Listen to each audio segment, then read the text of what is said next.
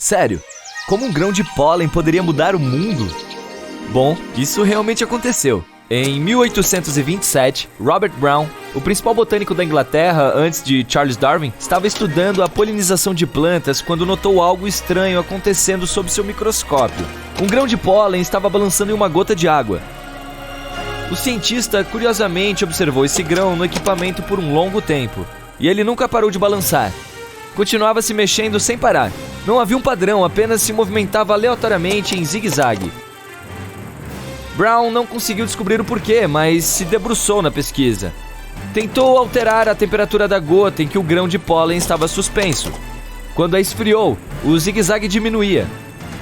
Ao aquecê-la, o movimento era mais rápido. Brown escreveu um artigo sobre isso, e nenhum dos cientistas que o leram conseguiu descobrir o motivo. A misteriosa causa invisível do movimento browniano desafiava a ciência. Todos estavam perplexos. Alguns sugeriram que a energia da água estava fazendo com que o grão se movesse. Mas não havia provas, algo essencial para a ciência. Caso contrário, tudo é apenas ficção. E como nenhuma evidência pôde ser dada para o fato de o grão de pólen continuar se movimentando, os cientistas decidiram apenas esquecer o assunto. Isso era algo muito difícil para eles. Por 75 anos, a ciência meio que ignorou o problema inexplicável. Isso até Albert Einstein se interessar pelo assunto. Deve haver alguma explicação para esses grãos de pólen dançarem de maneira frenética. Vou colocar um copo de água na minha mesa, adicionar alguns grãos e ver se consigo descobrir o que está acontecendo. Fenômenos invisíveis podem ser fundamentais, como gravidade, magnetismo e o que quer que seja. Mas e se não for alguma energia invisível da qual nós, físicos, nunca ouvimos falar antes? Quanto mais simples, melhor, eu sempre digo. Talvez o grão de pólen não esteja dançando, mas sendo empurrado para cá e para lá. Por algo muito pequeno de ver, mesmo em um microscópio. Deixe-me pensar. Para fazer uma fórmula física, primeiro preciso decidir o que eu quero resolver. Se eu puder prever a distância em que o grão de pólen se moverá, posso calcular a força de seus empurradores invisíveis. Mas, como o movimento é aleatório, minha previsão deve ser relativa a todas as condições. Tudo é relativo. Estou começando a visualizar uma fórmula na minha tela. Eles ainda não tinham telas, mas terão. Onde está meu lápis? Isso é o que eu inventei. Não é lindo? Mostrando sua genialidade em combinar uma grande variedade de fórmulas físicas, Einstein mostrou que uma partícula que estava se movendo aleatoriamente quando suspensa na água, no caso o grão de pólen, obedeceria às leis estatísticas do movimento dependendo da viscosidade e temperatura da água, da distância em que se move, da massa e tamanho, da velocidade e da duração do movimento. Essa nova abordagem estatística de Einstein, a mecânica dos fluidos, permitiu uma redução computacional para produzir uma figura para a massa de uma única molécula H2O de água e, eventualmente, para os átomos de hidrogênio e oxigênio. O movimento browniano foi solucionado e Einstein abriu o século XX para o mundo do átomo.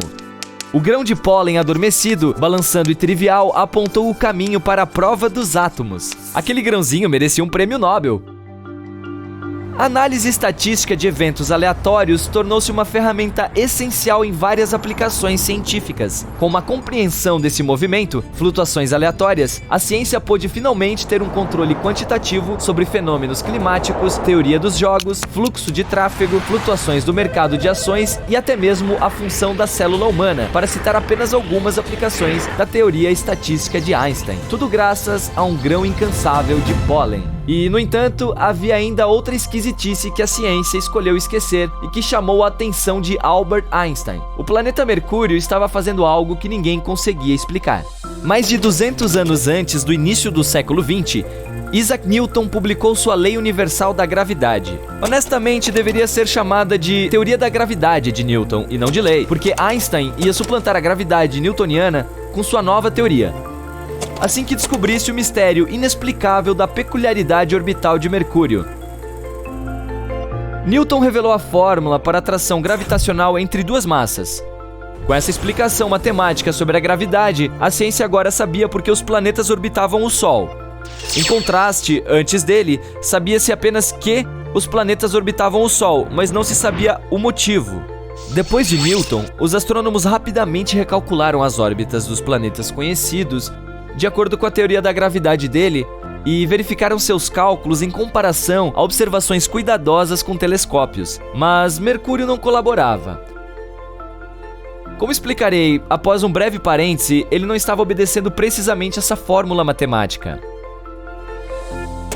Nos primeiros anos após Newton, na década de 1750 e além, havia apenas 6 planetas conhecidos: os visíveis Mercúrio, Vênus, Terra, Marte, Júpiter e Saturno. Nenhum deles ou qualquer asteroide adicional ainda havia sido descoberto por telescópio naquele momento. E então, algo genuinamente incomum ocorreu, para o qual a ciência ainda não tem explicação. No final da década de 1760 e início da década de 1770, 2 astrônomos alemães publicaram uma série de números simples em que localizaram os caminhos orbitais de todos os planetas conhecidos e alguns desconhecidos também. Johann Daniel Titels e Johann Elert Bode publicaram essa rubrica matemática. Adicione o número 4 a cada um dos seguintes números nesta série progressiva: 0, 3, 6, 12, 24, 48, 96, 192. Depois divida cada soma por 10. Voilá! Você obtém os caminhos orbitais dos planetas no Sistema Solar em unidades astronômicas. A distância da Terra ao Sol é considerada uma unidade astronômica.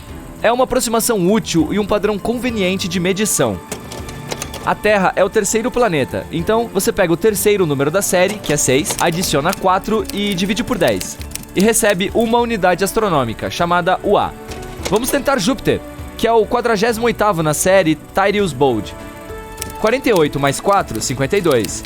Dividido por 10 é igual a 5,2 unidades astronômicas. É exatamente aí que fica o caminho orbital de Júpiter do Sol. Funciona para Saturno também? Vamos tentar. 96 mais 4, igual a 100.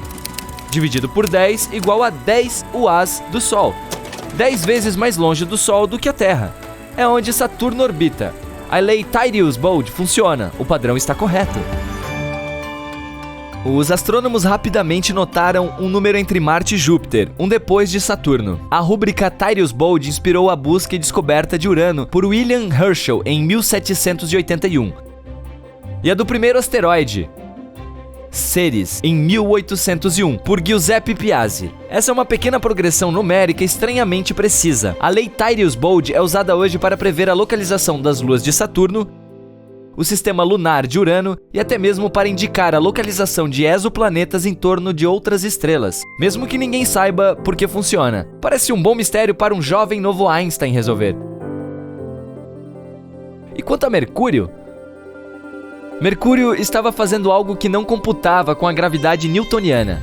O periélio de sua órbita, esse é o lugar onde um planeta está mais próximo do Sol, estava avançando um pouco a cada ano. Era perceptível e não contabilizado pela fórmula de gravitação de Newton, a menos que houvesse outro planeta no sistema solar interno afetando a órbita de Mercúrio. A busca por isso começou. Cálculos de sua órbita potencial foram distribuídos em todo o mundo e um nome já havia sido escolhido: Vulcano. Telescópios em todo o mundo apontaram para os céus procurando Vulcano perto do Sol. Mas nada foi achado. Vulcano não existia. Desculpe, Sr. Spock. A ciência ficou perplexa novamente. A precessão anômala à frente do periélio da órbita de Mercúrio permaneceu um mistério sem explicação por mais de 50 anos. Até o dia em que Einstein estava tomando café em uma cafeteria ao ar livre com um colega de trabalho no escritório de patentes em Berna, na Suíça. Michele Besso tinha sido colega de colégio de Einstein e foi seu amigo por toda a vida. Eu não gosto de coisas que não fazem sentido. Nem eu, Albert. A precessão para a frente do ponto do periélio de Mercúrio não faz sentido. Por favor, me passe o açúcar. Bom, não é Vulcano. Não é Vulcano. Mas o que é? Albert, você sempre tenta resolver todos os seus problemas com a física. Por que não adota uma abordagem de engenharia? Como assim? Se você olhar para o sistema solar como uma construção física, pode haver uma resposta. Ok, Michael. Você tem a minha atenção. Se eu traçar meu dedo ao redor da borda da minha xícara de café vazia, o caminho é circular. Mas se eu colocar este guardanapo no copo e fizer um cone, assim, então uma órbita elíptica dentro do cone tenderá a avançar para frente. Nossa! O espaço não é plano! Garçom, traga outra xícara de café para ele! Você vai ter que fazer muitos cálculos novos, Albert. Ah, sim! Eu tenho que ir! Garçom, deixe a xícara de café para outro dia! Até mais, Michael!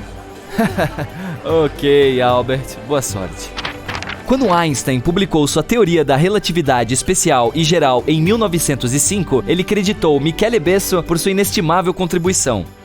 Recentemente, as cartas que Michele Besso e Einstein trocaram nos anos anteriores à publicação da Teoria Geral da Relatividade, em 1915, foram vendidas em leilão por 13 milhões de dólares. Você pode querer guardar todas as suas cartas e mensagens de texto com seu melhor amigo. Elas podem se tornar valiosas algum dia.